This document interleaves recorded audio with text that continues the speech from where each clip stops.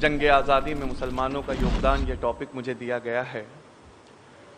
लोगों, ऐसा नहीं है कि सिर्फ इस टॉपिक में बात सिमट जाएगी कि मुसलमानों का जंग आज़ादी में योगदान क्या है।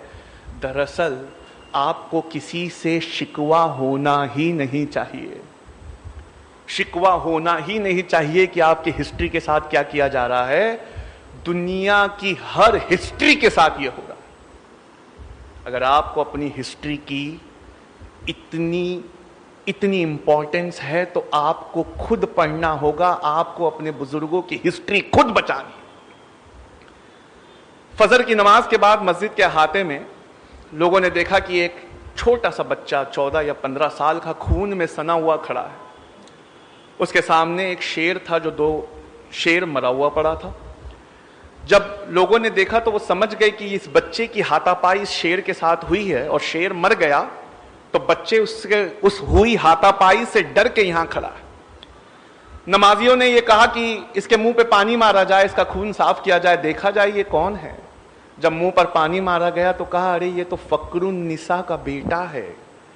उन नमाजियों में एक नाबीना नमाजी थे, उन्होंने कहा, फकरुन निसा से चलकर पूछो कि उसने बच्चे की परवरिश ऐसे कैसे की है कि इस बच्चे ने इतनी सी कम उम्र में एक शेर को मार दिया। सारी जमात नमाज के बाद घर पहुंची, बाहर से सलाम किया, जवाब आया वालेकुम सलाम। कहा, बच्ची तुमने अपने बेटे को कैसे पाला है कि इसने एक शेर को मार दिया। कहा, मैंने कोई खास परवरिश नहीं की। जब जमाती लौटने लगे तो फकरुन निसा ने पीछे से आवाज दिया, कहा, हमारे पीर मेहराब शाह कलंदर के हुक्म से जब हमें बच्चा नहीं हो रहा था तो टीपू मस्तान औलिया की दरगाह पे हमने इस बच्चे को मांगा था, और एक दिन हमारे ख्वाब में टीपू मस्तान औलिया आए और हमसे ये हुक्म दिया, इतना खिराज अकीदत पेश करना कि जब भी इस बच्चे को दूध पिलाना उससे पहले वजू कर लेना। मैंने अपने बच्चे को जब भी दूध पिलाया है उससे पहले वजू किया है। शायद ये उस वजू की ताकत है। बच्चे का नाम था फतेह मोहम्मद अली खान साहब, जिसे आप और मैं टीपू सुल्तान के नाम से जानते हैं। गूगल पर जब आप कॉनग्रीव रॉकेट ऐसे टाइप करेंगे या मैसूरियन रॉकेट ऐसे टाइप करेंगे तो एक गूगल पेज डिस्प्ले करेगा। इस पेज पर यह लिखा हुआ है कि मैसूरियन रॉकेट ये इंडिया की पहली मिसाइल थी। इन मैसूरियन रॉकेट को लाया किसने? का हैदर अली और उनके बेटे टीपू सुल्तान ने। इस मैसूरियन रॉकेट के बारे में जो किताब गूगल पे खुलती है उसका नाम है कॉनग्रीव रॉकेट। उसमें सर विलियम कॉनग्रीव लिखते हैं 1799 में टीपू सुल्तान को मारा गया। 1801 में उनसे जब्त की हुई बहुत सारी मिसाइलों को इंग्लैंड भेजा गया। 1801 से 1805 तक मैंने उन मिसाइलों पर रिसर्च की, लेकिन मैं उनके डिजाइन को समझ नहीं पाया। ऐसा नहीं था कि इंग्लैंड में मिसाइलें नहीं थी, लेकिन मैसूरियन रॉकेट 2 किलोमीटर से ज्यादा वार करते थे। और जब उस मिसाइल को समझने में हम नाकाम रहे तो अंग्रेजों ने यहां से एक किताब भिजवाई जो आज पेरिस के म्यूजियम में रखी हुई है। उस किताब का नाम है फतहुल मुजाहिदीन। लिखने वाले का नाम टीपू सुल्तान है। और क्या आप जानते हैं, उस किताब में उस रॉकेट के पूरे डिजाइन को टीपू सुल्तान ने समझाया है। कहा, विलियम कॉनग्रीव लिखते हैं, आपके गूगल पे खुला हुआ है, अगर आप चाहें तो पढ़ सकते हैं कि उन मैसूरियन रॉकेट्स को कन्वर्ट करके मैंने पहली कॉनग्रीव मिसाइल जो 2 किलोमीटर से ज्यादा वार करती थी उसे मैंने बनाया। ये आपके बुजुर्गों की हिस्ट्री है कि जब टेक्नोलॉजी और साइंस आती तो उनका सर आसमानों में रहता, और जब दीन इलाही की बात आती तो उनका दिल झुका हुआ रहता। तुम ऐसा क्यों नहीं करते?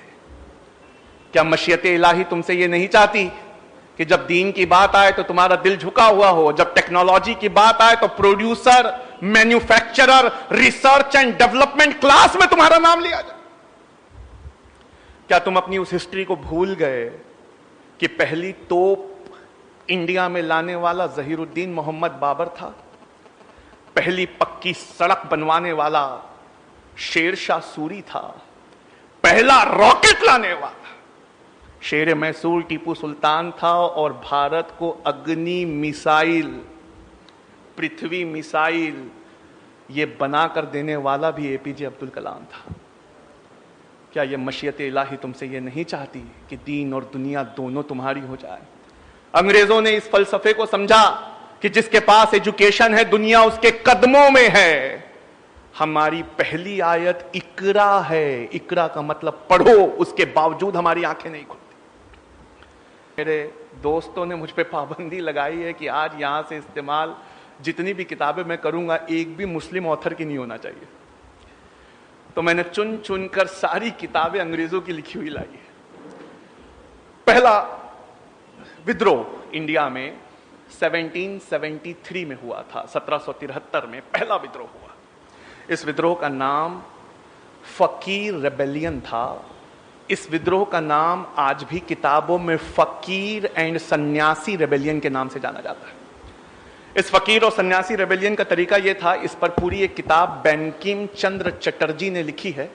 इस किताब का नाम आनंद मठ है। और आईएएस के एग्जाम में कई बार पूछा जाता है कि फकीर और सन्यासी रेबेलियन, इस रेबेलियन को किस किताब में सबूत पाए जाते हैं? इसमें सन्यासी, साधु संत और सूफी ये करते कि कंधे से कंधा मिलाकर एक बड़ी भीड़ के साथ अंग्रेजों के गोडाउन तक जाते। उस समय भूखमरी चल रही थी, पर गोडाउनों में अनाज भरा हुआ था। उस गोडाउन के अनाज को तोड़कर गरीब हिंदू और मुसलमानों में बांट देते। आर्कियोलॉजिकल सर्वे ऑफ इंडिया के मौजूदा डायरेक्टर हैं, उनका नाम मेरे पास है, आनंद भट्टाचार्य। इन्होंने 2013 में एक किताब लिखी है। मैं उस किताब में से एक लाइन पढ़ना चाहता हूं आपके सामने। वो अपनी किताब में लिखते हैं कि बंगाल और बिहार के घने जंगलों का फायदा लेकर सन्यासियों और फकीरों ने इस बगावत को 50 साल तक जारी रखा।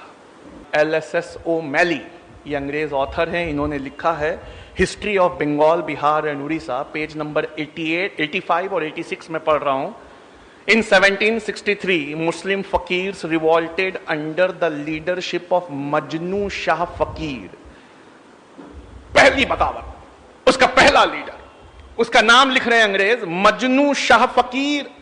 आगे की लाइन में लिखते हैं, द सन्यासी leader Bhavani Pathak was his close associate, उसका बहुत गहरा दोस्त था। After the death of Majnu Shah के मर जाने के बाद मूसा शाह, चिराग अली, नूरुल मोहम्मद, इन्होंने इस बगावत को 1803 तक जारी रखा। यानी ये वो दिन थे जब कंधों से कंधा मिलाकर ह और म, जिसको मिला दो तो हम हो जाता है, यानी हिंदू और मुस्लिम ये कंधे से कंधा मिलाकर आजादी, जंग आजादी के लिए लड़ते थे। 1857 की बगावत, जिसे अंग्रेज बगावत कहते हैं, हम उसे 1857 की अजीम लड़ाई कहते हैं। आप जानते हैं ये लड़ाई क्यों हुई थी? गाय की चर्बी और सूअर की चर्बी कारतूसों में लगाने की वजह से बड़े पैमाने पर पूरे इंडिया में ये लड़ाई लड़ी गई। 1857 की इस बगावत में एक नाम आता है दिलावर जंग Ahmadullah Shah Madrasi. Archaeological survey of India की बुक है दिलावर जंग अहमदुल्लाह शाह मद्रासी। इनके बारे में लिखा है कि ये टीपू सुल्तान के दरबारी नवाब मोहम्मद अली के बेटे थे और मेहराब शाह कलंदर पीर के कहने पर अंग्रेज़ों को अपने देश से हटाना चाहते थे। इस सिलसिले में ये दिल्ली गए और दिल्ली के बाद पटना, फैज़ाबाद, कलकत्ता और देश के कोने कोने का दौरा किया। अंग्रेज़ों के खिलाफ माहौल को इतना गर्म किया कि, सुन लीजिए, टॉपिक है जंग आज़ादी में मुसलमानों का योगदान। पहला सबसे बड़ा इनाम अगर किसी की गर्दन पे रखा गया, पहला सबसे बड़ा इनाम अगर किसी के सर पे रखा गया तो वो 50,000 रुपये का इनाम अहमदुल्लाह शाह मद्रासी के सर पे रखा गया 1857 में। पहला इनाम 50,000 रुपए का किसी के सर पे रखा गया कि जिंदा और मुर्दा लाने वाले को 50,000 रुपये दिए जाएंगे। तो उनका नाम अहमदुल्लाह शाह मद्रासी है, राजा ऑफ पवई इन्होंने ये इनाम को पाया जब अहमदुल्ला शाह का सर काट कर इन्होंने अंग्रेज़ों को दिया। तो एक अंग्रेज़ का बयान मेरे पास दर्ज है, मैं इस बयान को आपको सुनाना चाहता हूँ। यहाँ लिखा है, ये उस इंसान का सर पड़ा है जो आज तक का हमारा सबसे ताकतवर दुश्मन था। 1857 के उलमाओं की फहरिस्त बहुत लंबी है, मौलाना उस पर बात कर चुके हैं। मौलाना लियाकत अली खान हो या मौलाना बख्त खान हो या खान बहादुर खान हो या हिकमतुल्लाह खान हो, 1857 की यह फहरिस्त बहुत लंबी है। और जैसा कि मौलाना ने आपको बताया, पहला फतवा जंगे आज़ादी की लड़ाई का जिसने दिया था उसका नाम अल्लामा फजले हक खैराबादी था। अल्लामा फजले हक खैराबादी ने जब यह फतवा दिया और दिल्ली आज़ाद हुआ, तो दिल्ली को वापस पाने के लिए अंग्रेज़ों ने बहुत मेहनत की। मेरे पास लेफ्टिनेंट हॉडसन की एक किताब का एक पैराग्राफ मौजूद है।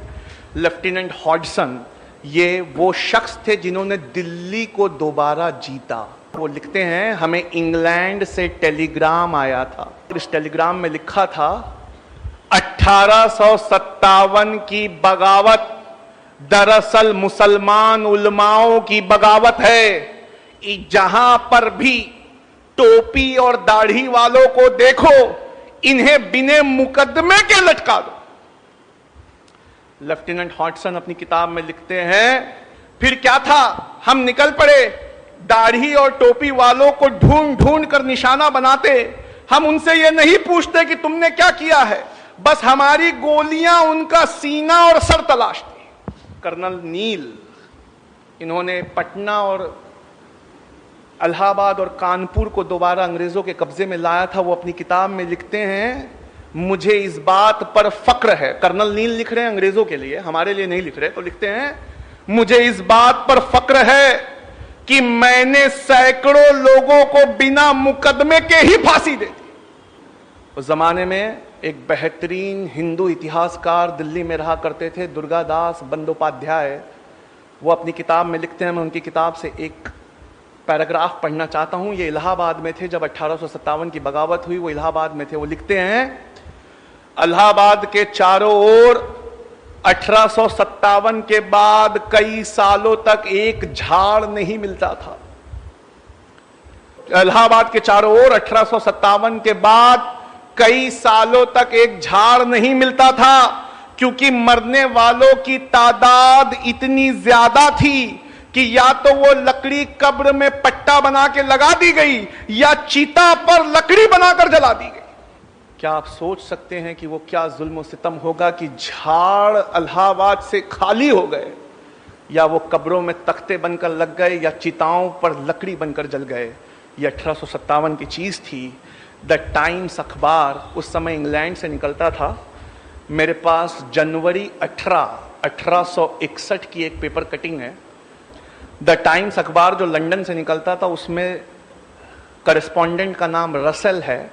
ये रसेल ने अपने फ्रंट पेज पे द टाइम्स अखबार के लिखा है, अंग्रेज सरकार उलमाओं के दिल में हमेशा के लिए डर बिठाना चाहती थी, इसलिए नफीस उलमाओं को सूअर की चमड़ी में जिंदा सिया गया और सूअर की चर्बी के खिलाफ फतवा देने वाले मुस्लिम उलमाओं को जबरदस्ती पोर्क खिलाया गया। ये कुर्बानियां हैं जो आपके आलिमों ने दी हैं। सर जेम्स आउटरम और एडवर्ड टिमस, ये राइटर हैं एक किताब के। उस किताब से मैं एक लाइन पढ़ना चाहता हूं, सिर्फ एक लाइन।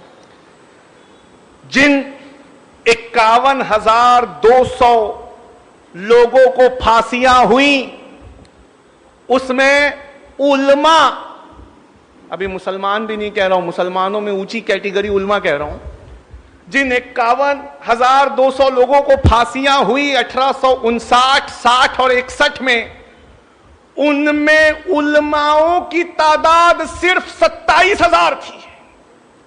यानी सिर्फ उलमा 27,000 से ज्यादा थे। 51,200 लोगों को फांसियां हुई। लोगों, इतिहास में आपका रिकॉर्ड है जो दम तोड़ रहा है। ग्रोवर एंड ग्रोवर की एक बुक है, उसमें वो लिखते हैं, भगत सिंह को एक अंग्रेज ने पूछा, भगत सिंह ये एक ऐसी शख्सियत है, उनसे एक अंग्रेज ने, उन पर मुकदमा चल रहा था, तो भरे कोर्ट में भगत से कहते हैं, this people ruled you for more than 800 years. इन्होंने तुम पर 800 साल हुकूमत की, तुमने कभी बम नहीं फेंका। हमें आए 150 साल हुआ है और सेंट्रल लेजिस्लेटिव असेंबली में भगत सिंह तुमने बम फेंक दिया। भगत सिंह मुस्कुरा के कहते हैं, सर बम में ना छर्रा था ना केमिकल थे, हम आपको मारना नहीं चाहते थे। जज ने कहा तो फिर बम क्यों फेंका? कहा बहरों को सुनाने के लिए धमाके की जरूरत होती है। भगत सिंह से कहा कि 800 साल इन्होंने तुम पे राज किया, कभी बम नहीं फेंका। कहा सर कैसा राज किया? ऐसा राज किया कि हमारे देश का नाम सोने की चिड़िया पड़ गया। ये सोने की चिड़िया की चहक है जो आपको 7 समुंदर दूर से खींच कर लाई। और 150 साल आपने कैसा राज किया? एक लाइन में बताना चाहूं, और भगत गजब के विद्वान थे। भगत कहते हैं 150 साल आपने कैसे राज किया? अगर एक लाइन में कहना चाहूं तो आपने एक स्पंज की तरह राज किया। ये स्पंज गंगा के किनारे से हीरे मोती चूस कर ले जाता, और जब इसे थेम्स, लंदन में नदी है, थेम्स के किनारे निचोड़ा जाता तो दौलत बरसने लगती। ये जो दौलत आप यहां से भिगा भिगा कर ले गए हैं, सारे कल कारखाने और औद्योगिक क्रांति उसी से आई। और इन्होंने कैसा राज किया? इन पठानों और मुगलों ने इसे अपना घर बना लिया, इसी की धूल में अपने आप को मिला दिया, और जो पैसा यहां से लिया यहीं खर्च कर दिया। पेज नंबर है 169, बुक का नाम है ग्रोवर एंड ग्रोवर। आप भगत सिंह के इस बयान को वहां पढ़ सकते हैं। वीर सावरकर कहते हैं कि क्या आप जानते हैं 1857 में सबसे बड़ा, जिसका सबसे बड़ा नुकसान हुआ वो कौन था? वो थे आखिरी मुगल बादशाह बहादुर शाह जफर। वीडी सावरकर लिखते हैं कि मैंने जॉन निकलसन की किताब से इस चीज को कॉपी किया है कि जॉन निकलसन ने लिखा कि हमने सवेरे बहादुर शाह पर यह जोर डाला कि आप नाश्ता करिए। बहादुर शाह ने कहा हमें खाने की तबीयत महसूस नहीं होती, क्योंकि रात को हमने उनकी आंखों में पॉइजनस ऑइंटमेंट लगाया था। पॉइजनस ऑइंटमेंट लगाने से वो हल्के हल्के नाबीना होना शुरू हो गए थे, क्योंकि इस्लामिक लॉ में एक अंधा इंसान राजा नहीं हो सकता। हमने जोर डाला नहीं आप नाश्ता करिए, और जब उनके मर्जी के खिलाफ नाश्ता लाया गया तो लाल कलर के मखमल से ढके हुए 3 कटे हुए सर दिए गए। 2 उनके बेटे के थे, 1 उनके पोते का था। ये जुल्म सितम जब आपने सहा है तो यह टॉपिक उठता कहां से है कि मुसलमानों का जंगे आजादी में क्या योगदान।